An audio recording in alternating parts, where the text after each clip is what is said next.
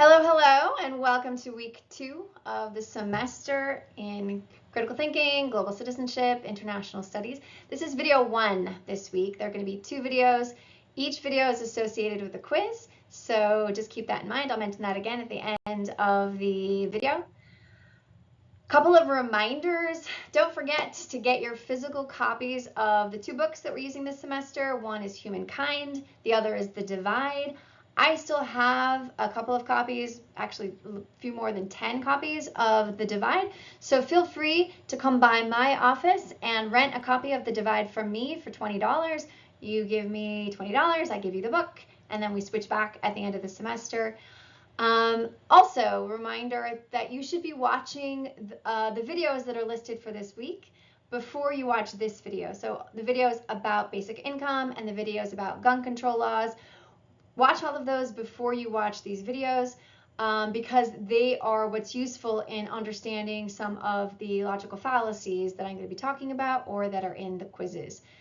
Next up, I have a recommendation for you this semester. I'll remind you of this a few times over the course of the semester, but there is a lot of research out there that suggests that if you take handwritten notes about things, not typewritten, but actual handwritten notes, that you remember the information a lot better. So my suggestion to you right now is that if you don't already have a pen and paper or pencil and paper next to you, that you pause this video right now and that you go get a notebook and you sit down and you take notes on what I'm saying while I say it, because it will lodge that information into your head better if you do that. So I'll remind you of that on other videos, but highly recommended. You will do better on the quizzes, on the exams, if you take handwritten notes this semester. And another reminder, there will be one more at the end, that there is a quiz associated with this and that there's a quiz associated with the next video as well, and that those quizzes are due by Sunday at midnight. So you've got the whole week to complete those quizzes. You can only take a quiz once, so make sure that you are ready for it when you want to take it, because it cannot be retaken. Last time we talked about the definition of critical thinking, and so I'm going to ask you right now to think back to what I said about what critical thinking is, and to pause the video for a minute and write down on a piece of paper a diagram that is like with arrows and how things relate to each other. Write a little diagram of what critical thinking is. So take a minute for that right now. Pause the video and then come back to me once you've drawn your diagram of what you think critical thinking is. All right, I'm going to assume that you've written your diagram. Now you can compare it to what I have in my diagram. This is how I would diagram critical thinking. Critical thinking is when you take all the available high quality data, facts, and information, that is evidence, and amass it together so that you can then take the next step. I say high quality here because, especially today, always, but especially today in the age of social media, there is a glut of low quality information and outright lies, misinformation, disinformation. So there is so much poor quality information out there that you really do, as a critical thinker, have to be very careful that the information you're amassing and putting together to analyze is in fact high quality, reliable, from sources that can be trusted. We'll talk about that more over the course of the semester, but that's a key point to critical thinking, is being able to discern high quality information from low quality information. So first of all, bring together all of that high quality information, and then next up, the next step in critical thinking is to analyze those data, facts, and information with logic, strong, sound logic. So putting all of the information through an analysis that ultimately then takes you to the next step, which is formulating a position on something, a judgment on what you think about that information through the process of analyzing it using sound logic. So what's your conclusion? What is your argument about a particular topic? Written in the form of a paper that is usually called one's thesis statement. What is the position one is taking that one is then going to support with the logical use of data, evidence, and facts to support one? So this is how critical thinking is usually defined, this process of amassing high quality information, analyzing it with logic, coming up with one's position or one's conclusion. But I add a last step to this, and that is strategic uncertainty. Keeping that door open, constantly reminding yourself that even though you've gone through the process of analyzing the information that was available to you, you may not actually be at the right point yet. You might have had poor information. Your analysis might have not been very logical, or you may in fact have new information that comes available to you. So there could be a myriad of reasons why your analysis is no longer giving you the best conclusion or the best judgment, the best position on a topic. So always keep open that possibility that is, be uncertain about your stance. Keep open the possibility that you need to re-examine your position. All right, so that second step, logical analysis, has many possible flaws. I already talked to you a little bit about possible flaws in the quality of the information that you have, that you've amassed, that you've been able to use. But what we're talking about this week and what we talked a little bit about last week is flaws in logical analysis. So I introduced you to a few terms like motivated reasoning, sociocentric or egocentric motivated reasoning, negativity bias, availability bias, confirmation bias. All of these are forms of a poor form of logical analysis, which is the second step in critical thinking. I'm going to go over both availability bias and confirmation bias here again, but these are terms that we went over last week in the last video.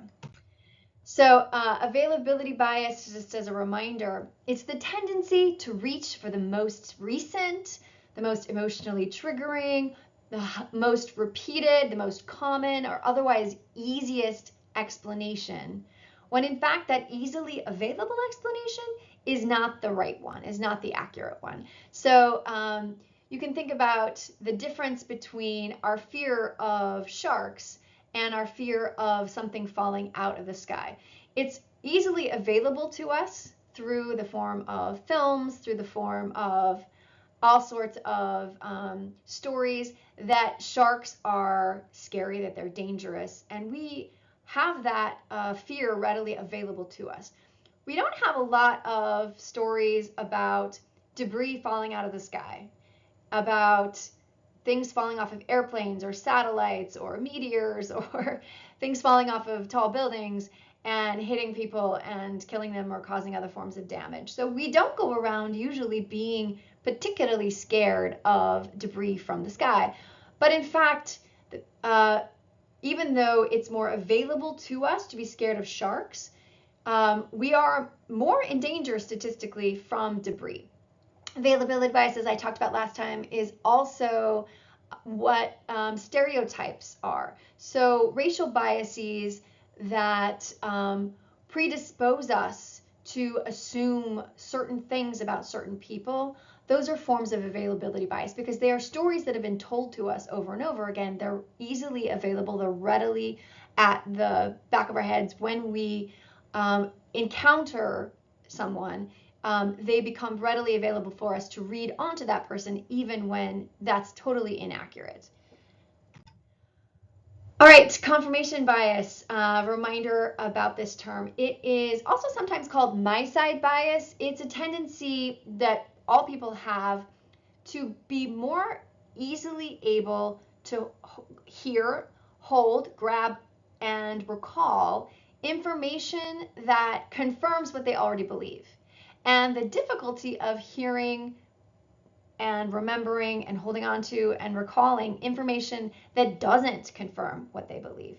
So like I said before, it's sort of like a filter where you go through the world just filtering out all the information that hits you that doesn't in fact support what you already believe. It's a way of retaining your beliefs in the face of evidence to the contrary. And it is very typical of all humans. It's something we all do. So here's a little example of what confirmation bias can look like in the form of a statement. I don't really believe the pilot programs that were supposedly a huge success in Canada and the United States in the 1970s. Basic income is just a crazy utopian idea. So if you remember back to the videos on basic income, you'll recall that in the 1970s, there were several high quality studies that were done in both Canada and the United States that showed that people who received basic income, it really did help to alleviate poverty, stress, and other kinds of problems, particularly childhood trauma. But it was then discontinued for other reasons. But this person here is saying, I don't believe that existing data and information. Instead, I'm just going to continue to believe what I believe, despite the existence of high quality information that would disconfirm what I believe. So they know about the high quality information, but they reject it out of hand without good cause to reject that information. This is confirmation bias. They just want to believe what they believe, and they want to reject information that would disconfirm what they already believe. All right, now for some new terms on past what we've already learned. I'm going to focus on the first 5 of these terms in this video, and then I will cover the next 5 terms in subsequent video, and I'll add in 2 more terms in the subsequent video as well. So the 10 commandments of rational debate are ways of thinking about being able to identify logical fallacies that would flaw your logical analysis of existing available information. So one of these forms of logical fallacies is burden of proof reversal. Another is bandwagon fallacy. Another is ad hominem. Another is ad ignorantium. And another is non sequitur. I'm going to go through each of those in the slides to come. So first up, burden of proof reversal.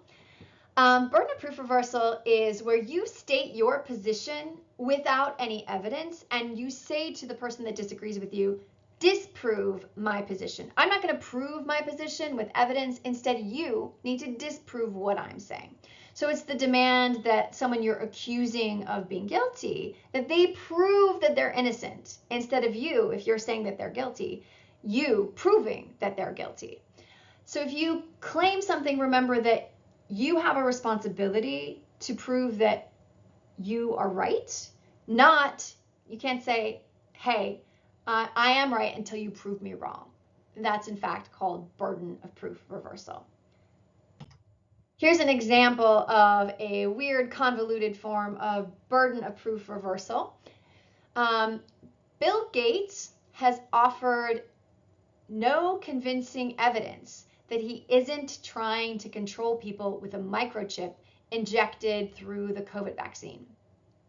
So the logic of this statement is that it's Bill Gates' responsibility to disprove my idea that he is trying to inject people and control them. It's saying, Bill Gates, show me the evidence that you're not injecting and controlling people. Rather than saying, okay, Bill Gates is injecting people with microchips, and here's my evidence to prove it. Right? So this is burden of proof reversal. You can think of burden of proof reversal as the microchip COVID vaccine fallacy. Next up, bandwagon fallacy. This is to argue that something is right, correct, simply because a lot of people or a lot of countries or a lot of companies are doing it, and for no other reason. They believe it, they like it, they're into it, so therefore it must be really efficacious, or it must be right. So this is called bandwagon because the idea of a bandwagon is that everybody jumps onto it and goes together towards something. So let me give you some examples on the next slide. Well, one example on this slide.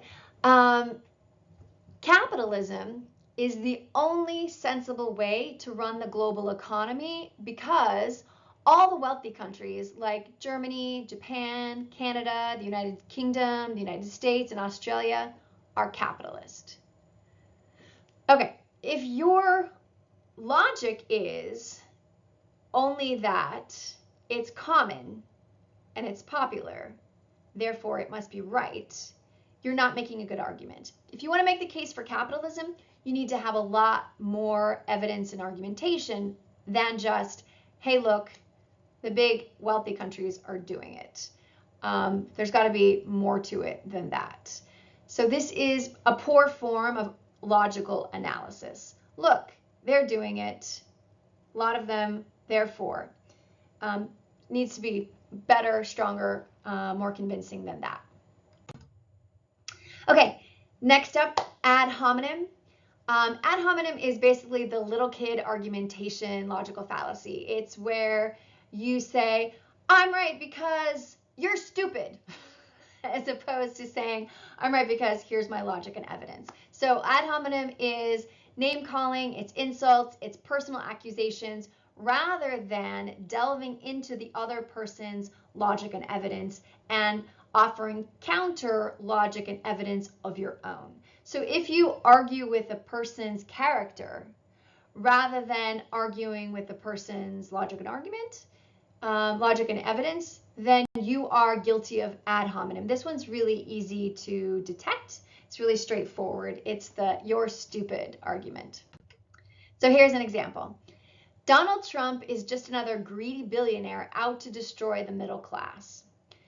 If your critique of Donald Trump is to use billionaire as a pejorative, that is, as an insult, rather than to come up with logic and evidence against him in other ways, then you are guilty of ad hominem. It's pretty straightforward. If all you've got against someone is a character assassination, then you don't have a good argument. Ad ignorantium. This one's a little bit complicated, and so I'm going to give you two examples of it. Ad ignorantium is where you present your logic saying that it's impossible to have evidence to back you up. So you base your claim on a lack of evidence rather than the existence of evidence. So it's to argue that because no evidence exists to the contrary against you, that therefore something must be true. So let me give you a couple of examples that hopefully will nail this down for you. Here's the statement. They can never really prove 100% that global warming is caused by humans. And since we'll never know for sure, unequivocally, there's no reason to go about cutting carbon emissions. So I'm not going to, stop driving a gas guzzler because we can never really know that global warming is in fact about carbon emissions. It could be about so many other things we'll never know. Like, we just can't know. If what your argument is that we just can't know, that there is no evidence out there, or there's not enough evidence, it's impossible to know, we couldn't amass that much evidence, then you're making a poor claim that is guilty of ad ignorantium. If you want to make a claim, make it on the existence of evidence, not on the lack of evidence. Another example. People who think that anarchy, that is, a society with total equality, will end oppression, forget that not a single large-scale anarchist society has ever existed. So clearly, a large-scale anarchist society is impossible for humans to achieve. So this is arguing that because that kind of society has never existed, therefore it never could exist. It's making an argument based on the lack of evidence rather than based on evidence itself. Two problems with this. First, the way it's formulated is based on a lack of evidence. The second, as you're going to learn later in the semester, in fact, there is in fact evidence that large-scale anarchist societies have existed in the past and have existed for hundreds of years in the past. So this person is misinformed about the evidence. We'll learn a little bit about that in humankind. But also the way the argument itself is set up, based on a lack of evidence rather than based on evidence, is a form of logical fallacy, ad ignorantium, making an argument based on ignorance rather than based on fact.